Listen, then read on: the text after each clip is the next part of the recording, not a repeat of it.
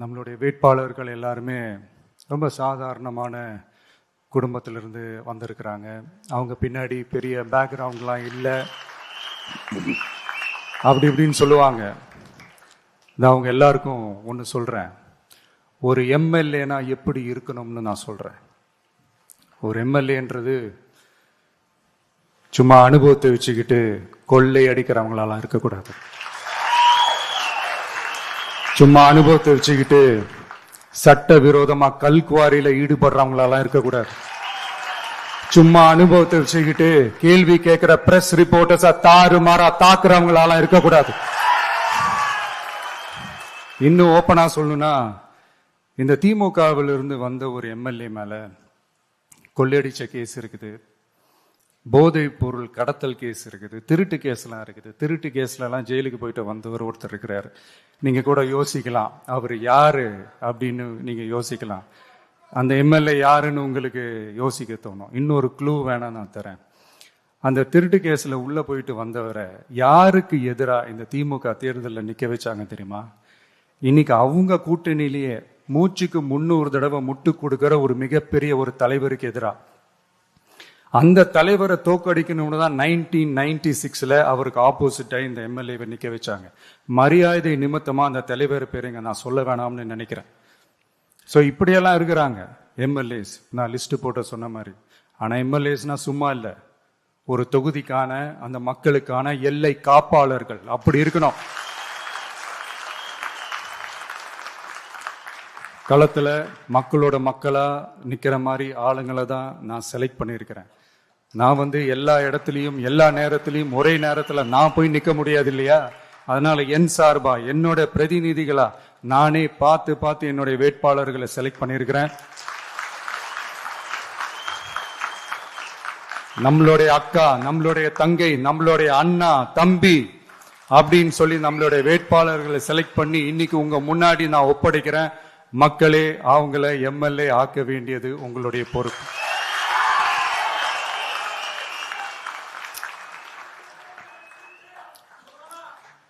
கட்சி ஆரம்பிச்சு கிட்டத்தட்ட ஒரு 3 வருஷத்துக்கு மேல ஆச்சு. இன்னமும் ஒரு கூச்சல் சத்தம் அடங்கின மாதிரியே எனக்கு தெரியல. விஜய்க்கெல்லாம் என்னப்பா செல்வாக்கு இருக்குது, கூட்டத்தை வச்சு சொல்றீங்களா?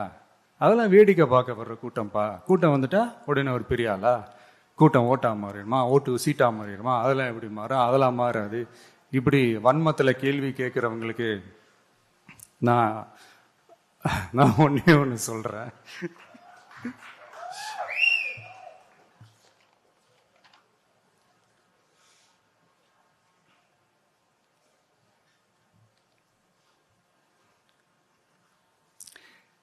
இந்த தேர்தல்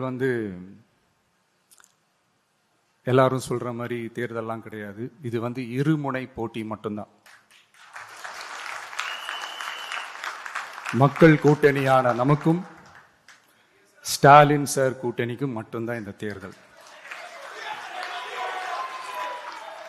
அதனப்ப ஸ்டாலின் சார் கூட்டணி பேரான மக்கள் நல கூட்டணியா? மொத்த பேக்கேஜ் அங்கதானே இருக்குது. ரிசல்ட் என்ன தெரிஞ்சதுனால என்னமோ அவர் அந்த பழைய மக்கள் நல கூட்டணியாவே மாத்திக்கிட்டாரோ என்னமோ எனக்கு தெரியல. உடஞ்ச கிளாஸ ஒட்ட வச்ச மாதிரி, கிழிஞ்ச துணியை தச்சை வச்ச மாதிரி, இது ஒரு ஒட்டு போட்ட ஒரு கூட்டணி, அவ்வளவுதான். அதனால நீங்க ஆல்ரெடி டிசைட் பண்ணி வச்சிருக்கிற மாதிரி உங்களுடைய ஓட்டை சிந்தாம செதறாம நம்மளுடைய டிவிகே வேட்பாளர்களுக்கும் நம்மளுடைய டிவிகே விசில் சின்னத்துக்கும் தயவு செஞ்சு ஓட்டு போட்டு. இப்ப நம்மளுடைய வேட்பாளர்கள் எல்லாரும் நான் சொல்றது கொஞ்சம் ரிப்பீட் பண்ணுங்க. மக்களுக்காக, மக்கள் பணிக்காக மட்டுமே நான் இந்த தேர்தலில் போட்டியிடுகிறேன்.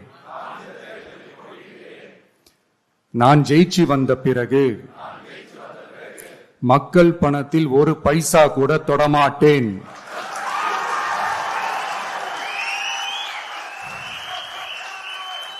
ஊழல் கரை படியவே விடமாட்டேன்.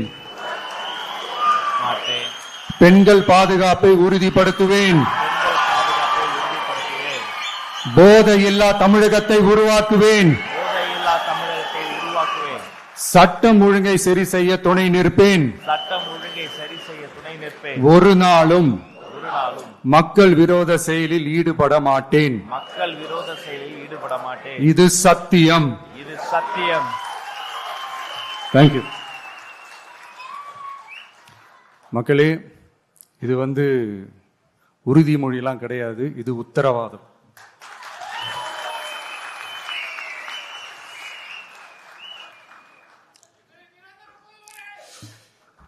இந்த தேர்தல் பாமரர்களுக்கும் அதிகார மமதை கொண்ட ஒரு குடும்பத்திற்கு சேவகம் செய்யும் அடிமைகளுக்கும் நடக்கிற தேர்தல்.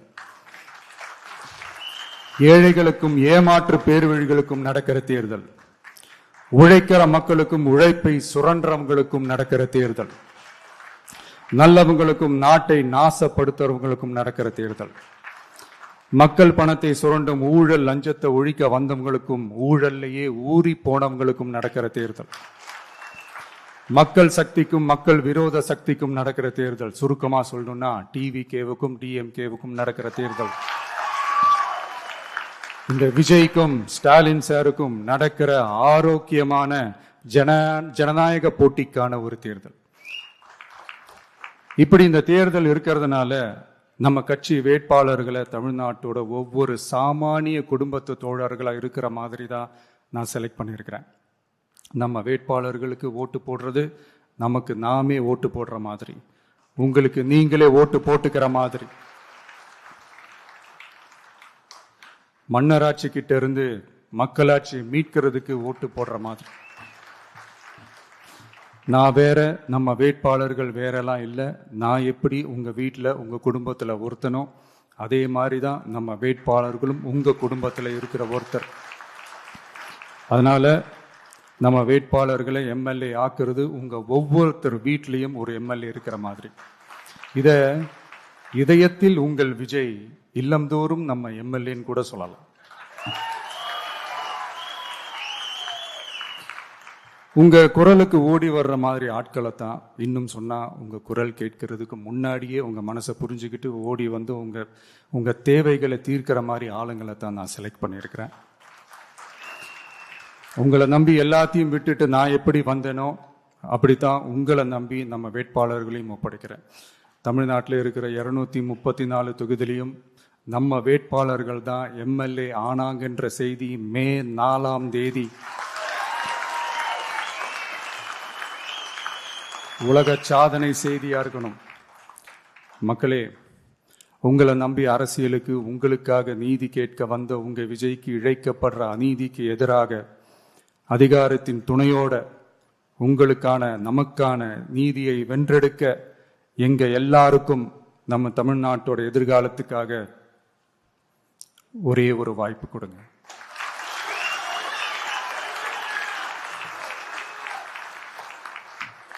நான் நம்ம விமென்ஸ் டே அன்னைக்கு பெண்களுக்கான சில நம்மளுடைய டிவிகேஸ் விஷன் அண்ட் அஜெண்டா சொன்னோம். அந்த மாதிரி இன்னைக்கு நம்ம TVK's vision and agenda for youth.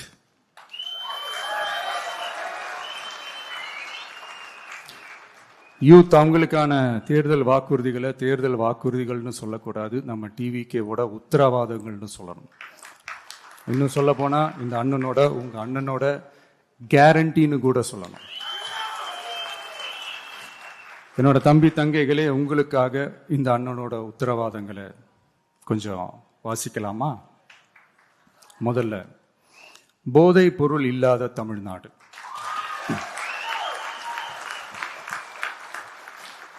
தமிழ்நாட்டை போதை பொருள் இல்லாத மாநிலமாக மாற்றும் தொலைநோக்கு பார்வையுடன் தமிழ்நாடு போதைப் பொருட்கள் உள்வரவு தடுப்பு மற்றும் போதைப் பொருட்கள் புழக்கத்தை கட்டுப்படுத்தும் கடுமையான சட்டங்களுடன் ட்ரக்ஸ் அபியூஸை கையாள்வதற்காக சமூக காவல், கம்யூனிட்டி பாலிசிங் உள்ளிட்ட பல்வேறு முயற்சிகளையும் அதற்கான முழு அர்ப்பணிப்புடன் கூடிய பிரத்யேக அணுகுமுறைகள் மேற்கொள்ளப்படும். போதைப் பொருட்கள் நடமாட்டத்தால் ஏற்படும் மோசமான விளைவுகள் குறித்து பொது விழிப்புணர்வை ஏற்படுத்தவும் அதனை தடுக்கவும் மாநிலம் முழுவதும் உள்ள அனைத்து பள்ளிகள் மற்றும் கல்லூரிகளிலும் போதைப் பொருள் எதிர்ப்பு மன்றங்கள் நிறுவப்படும். அடுத்தது கல்வி உத்தரவாதம் திட்டம். தமிழ்நாட்டில் எந்த ஒரு இளைஞரும் நிதி பற்றாக்குறையால் கல்வி பெற முடியாமல் போகவே கூடாது. எனவே இளைஞர்களின் கல்வியை உறுதி செய்ய 12ஆம் வகுப்புக்கு பிறகு PhD வரை கல்வி பயில ரூபாய் 20 லட்சம் வரை பிணையம்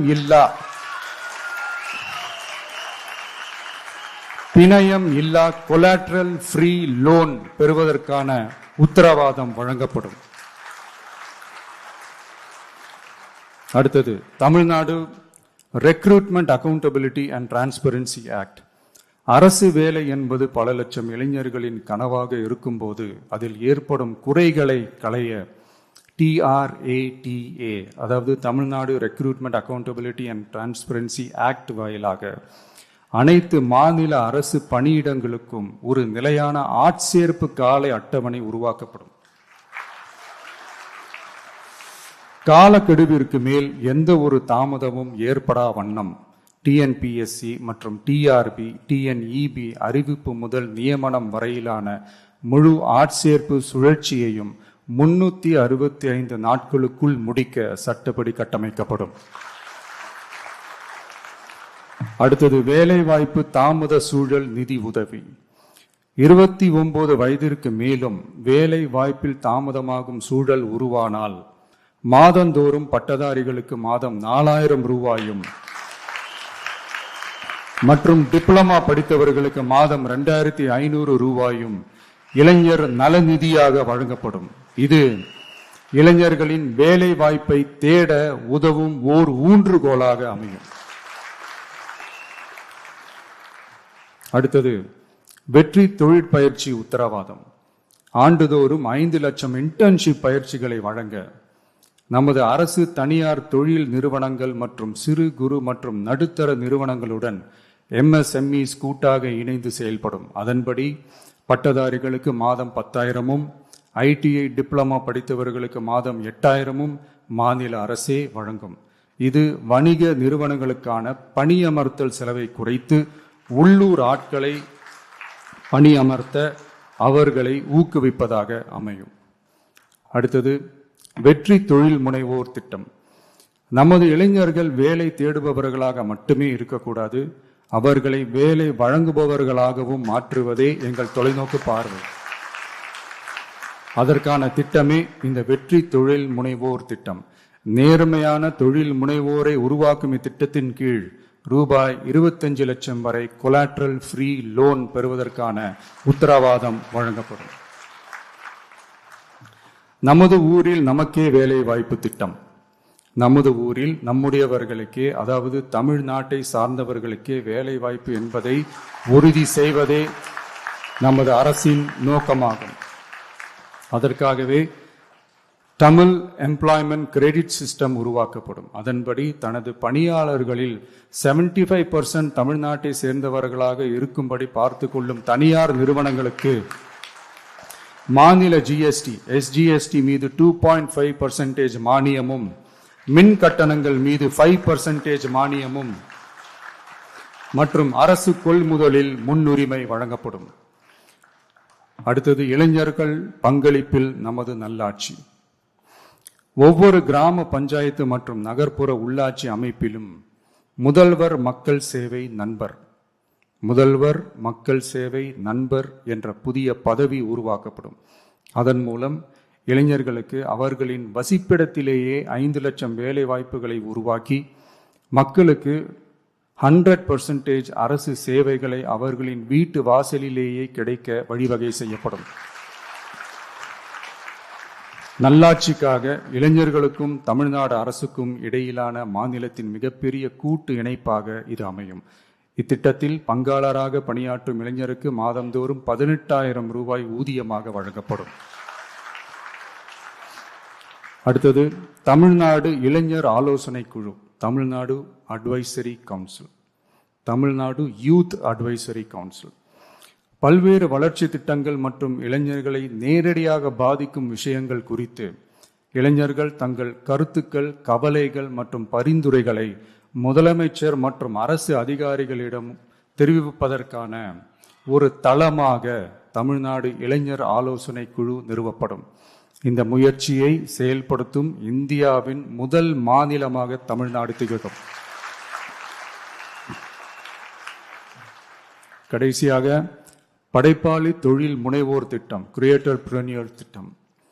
தமிழ்நாட்டின் வரலாறு, பாரம்பரியம், கலாச்சாரம் மற்றும் முன்னேற்றம் குறித்த அம்சங்களை உலக அரங்கில் பரப்பி தமிழ்நாட்டை ஓர் உலகளாவிய படைப்பாளி மையமாக மாற்றுவதை நோக்கமாக கொண்டு தமிழ்நாடு படைப்பாளி தொழில் முனைவோர் திட்டம் என்பது தமிழ்நாடு அரசுக்கும் நமது மாநில இளைஞர்களுக்கும் இடையேயான ஒரு மாற்றத்தை உருவாக்கும் டிஜிட்டல் கூட்டாண்மை ஆகும். இத்திட்டம் 1,50,000 படைப்பாளி தொழில் முனைவோருக்கு தொடக்க மூலதனம் வழங்கும். இத்திட்டத்திற்கு ஆதரவாக நமது இளைஞர்களுக்கு நவீன கால பயிற்சி அளிக்க 500 படைப்பாளி பள்ளிகள், கிரியேட்டர் பிரனியர் ஸ்கூல்ஸ் நிறுவப்படும். நம் மாநிலத்தின் மீது ஈர்ப்பு கொண்ட இளைஞர்களை ஊக்குவித்து நம் தமிழகத்தின் பெருமையை உலகறிய செய்யவே இம்முயற்சி. பெண்கள் அஜெண்டா மாதிரி இது நம்ம இளைஞர்களுக்கான நம்ம அஜெண்டா. இன்னும் நம்ம விவசாயிகள், மீனவர்கள், அரசு ஊழியர்கள் மற்றும் ஆசிரியர்கள், நெசவாளர்கள், தொழிலாளர்களுக்கான வாக்குறுதிகள் எல்லாம் இன்னும் ரெடி ஆகிட்டு இருக்கு. கூடிய சீக்கிரமே அதை அறிவிப்போம். உங்க எல்லாருக்கும், நம்மளுடைய ஜென்சி நண்பர்களுக்கும் ஒரே ஒரு விஷயம் நான் சொல்றேன்.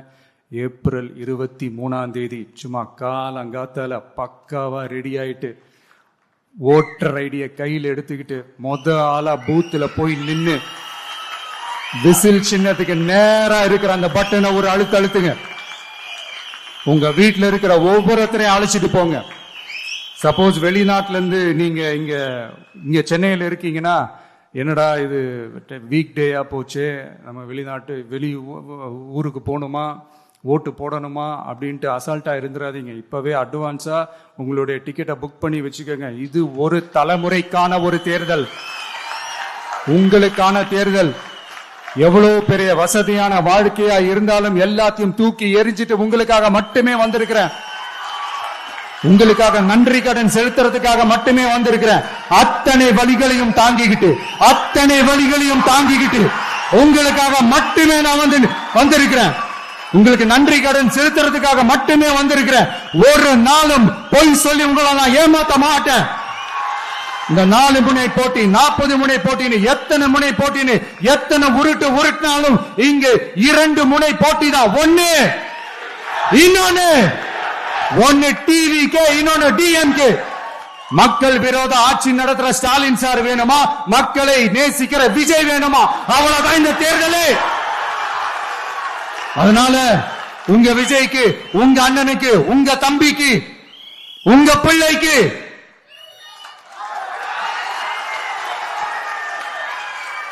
ஒரே ஒரு வாய்ப்பு கொடுங்க. தயவு செஞ்சு விசில் சின்னத்துக்கு ஓட்டு போடுங்க.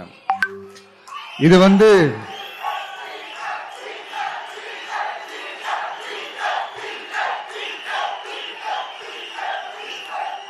ஒரு விசில் புரட்சி தேர்தலா இருக்கணும்.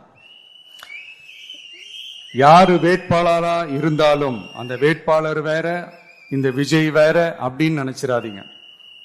கான்பிடென்டா இருங்க. நல்லதே நடக்கும். வெற்றி நிச்சயம். மீண்டும் சந்திக்கும் வரை நன்றி, வணக்கம்.